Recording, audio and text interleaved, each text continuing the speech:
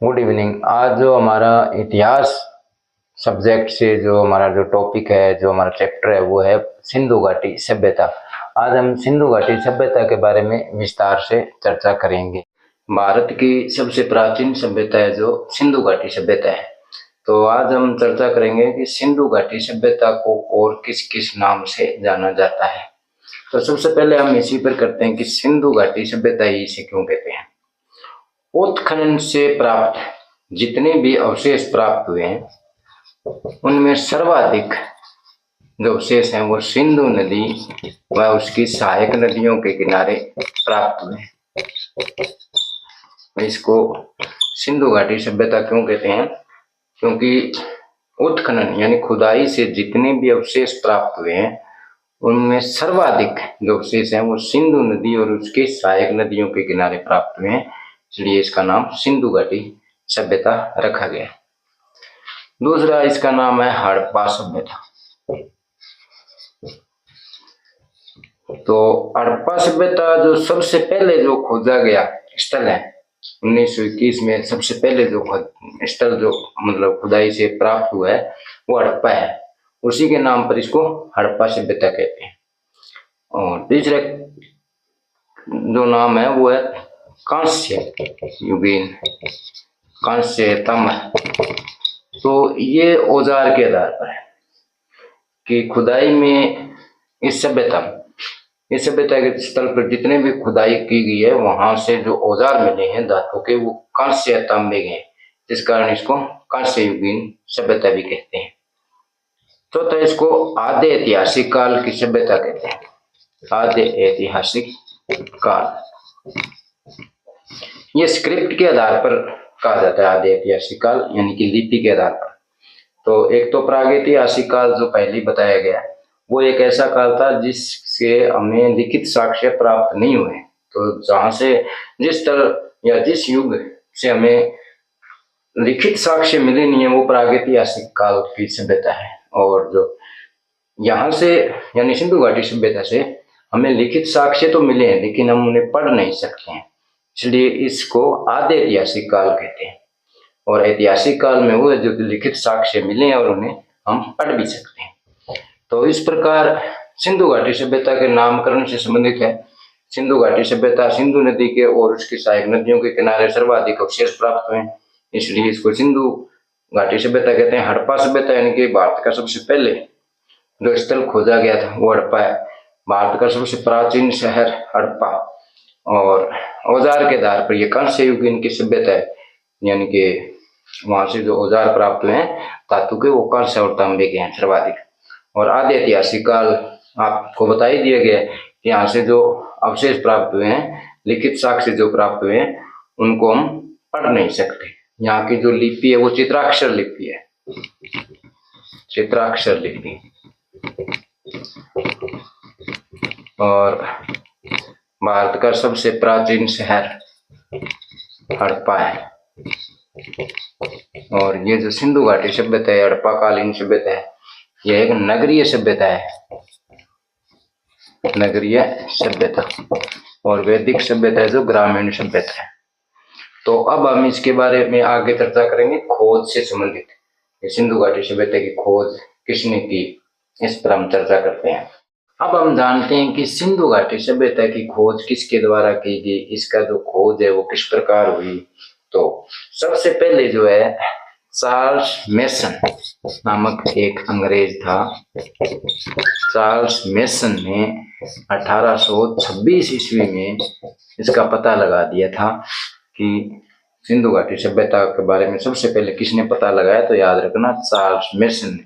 Charles mason ने इसका पता लगा दिया था कि यहाँ पर कोई प्राचीन सभ्यता विकसित हुई होगी। उसके बाद में 1856 ईस्वी में, 1826 उसके ठीक 30 साल बाद 1856 ईस्वी में कराची लाहौर रेलवे लाइन का निर्माण हो रहा था। कराची और लाहौर के बीच में रेल लाइन बिछाई जा रही थी। तो उस समय जॉन बर्टन और विलियम बर्टन नामक जो इंजीनियर थे, उन्होंने जब कराची और लाहौर के बीच में रेल लाइन बिछाई तो उसमें उस स्थल की खुदाई हो गई, यानी कि वहां से उन्होंने खुदाई वगैरह की, तो वहां से उन्हें कुछ प्राप्त हुए अवशेष, यानी औजार प्राप्त होने लगे, पत्थर आदि, मतलब मकानों के ईंटों के अवशेष मिले उनको, और उन्होंने इसकी सूचना भी दी सरकार को, लेकिन तब तक क्लियर नहीं हुआ यहाँ पर कोई सभ्यता विकसित हुई है या नहीं हुई। तो उसके बाद में 1873 ईस्वी में कनिंघम, अलेक्जेंडर कनिंघम ने इस स्थल के बारे में बताया कि यहाँ पर कोई प्राचीन नगर विकसित हुआ होगा। इस सभ्यता की जो अलेक्जेंडर कनिंघम है ना, उसने क्लियर कर दिया कि यहाँ पर कोई प्राचीन नगर मतलब दशा हुआ है हड़प्पा की जगह, ठीक है। उस समय तक ये पता नहीं था कि ये हड़प्पा है नहीं, यानी कि अब आपको याद रखना चार्ल्स मेसन को, और एक ये रेलवे लाइन कराची और लाहौर के बीच में, और एक अलेक्जेंडर कनिंघम। तो सबसे पहले सिंधु घाटी सभ्यता के बारे में पता किसने लगाया, तो चार्ल्स मेसन ने 1826 ईस्वी में। और कराची और लाहौर के बीच रेलवे लाइन बिछाई जा रही थी, तब 1856 में यहाँ से अवशेष प्राप्त हुए थे, तो जॉन बर्टन और विलियम बर्टन को। उसके बाद में 1873 में अलेक्जेंडर कनिंघम ने क्लियर कर दिया या बता दिया कि यहाँ पर कोई प्राचीन नगर है जो यानी कि प्राचीन सभ्यता है। अब 1921 ईस्वी में भारतीय पुरातात्विक सर्वेक्षण विभाग के जो मुखिया थे, सचिव थे, जिनका नाम था जॉन मार्शल के नेतृत्व में हड़प्पा स्थल की खुदाई की गई, और हड़प्पा की जो खोज है यानी उसकी जो उत्खनन है वो दयाराम साहनी द्वारा किया गया। राय बहादुर दयाराम साहनी द्वारा इसके हड़प्पा स्थल की खुदाई की गई, या हड़प्पा का उत्खनन राय बहादुर दयाराम साहनी द्वारा किया गया। और ये स्थल कहाँ है, पश्चिमी पंजाब यानी कि पाकिस्तान, पश्चिमी पंजाब पाकिस्तान के रावी नदी के किनारे। तो हड़प्पा स्थल की खोज किसने की गई, राय बहादुर दयाराम साहनी द्वारा 1921 में की गई। उस समय भारतीय पुरातात्विक सर्वेक्षण विभाग के जो मुखिया थे वो जॉन मार्शल थे, इनके नेतृत्व में हड़प्पा की खोज की गई। और खोजकर्ता कौन थे, राय बहादुर दयाराम साहनी, हड़प्पा के जो पश्चिम पंजाब पाकिस्तान में रावी नदी के किनारे स्थित है। अब दूसरा जो स्थल है वो है मोहनजोदड़ो। मोहनजोदड़ो का उत्खनन 1922 ईस्वी में राखालदास बनर्जी द्वारा किया गया। राखालदास बनर्जी। तो हड़प्पा तो राय बहादुर दयाराम साहनी द्वारा हड़प्पा का उत्खनन किया गया, और जो 1921 में किया गया। और मोहनजोदड़ो का जो उत्खनन है वो राखालदास बनर्जी द्वारा 1922 ईस्वी में किया गया। और ये जो मोहनजोदड़ो की स्थिति है वो है सिंध प्रांत का, यानी पाकिस्तान में। ये स्थल भी पाकिस्तान में सिंध प्रांत का लरकाना जिला, लरकाना, और नदी है सिंधु नदी।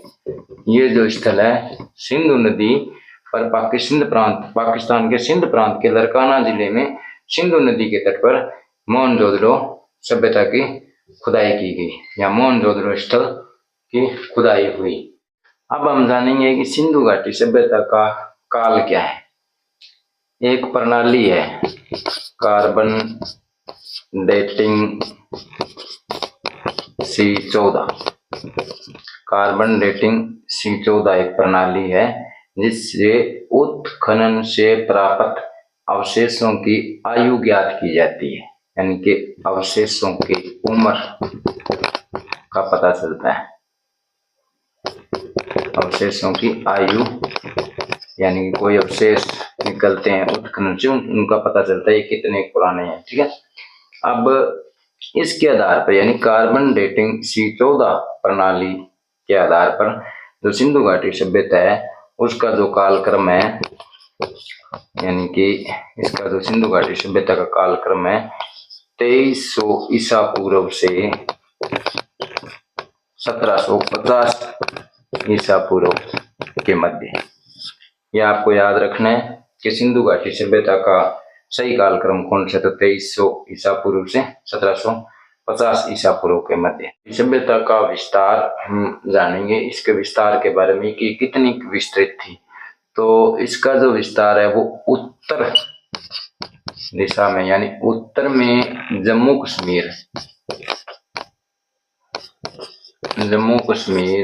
में एक स्थल है, पुरातात्विक स्थल है मांदा, जो चिनाब नदी के तट पर है।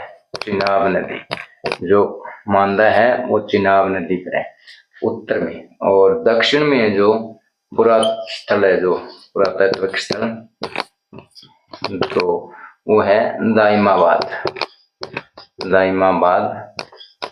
महाराष्ट्र,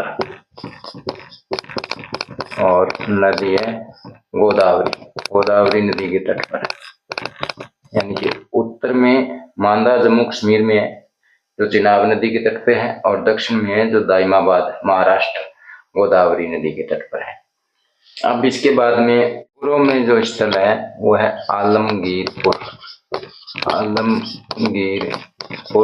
उत्तर प्रदेश में ये, और नदी है हिंडन नदी के किनारे स्थित है। और जो पश्चिमी पुरा स्थल है वो है सुतका गेडोर है जो बलूचिस्तान प्रांत में है, जो पाकिस्तान में है। और नदी है जो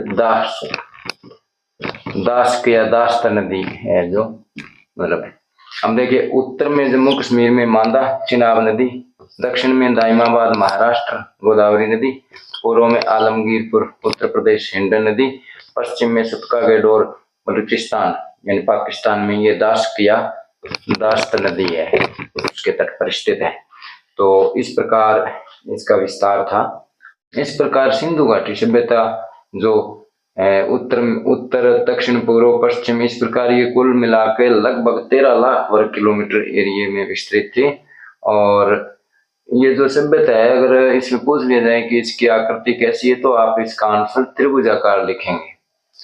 ठीक है, तो अब जो आगे का हमारा जो टॉपिक होगा उसमें हम सिंधु घाटी सभ्यता स्थल के बारे में और इसका अंत किस प्रकार हुआ इसके बारे में हम जानकारी हासिल करेंगे। धन्यवाद।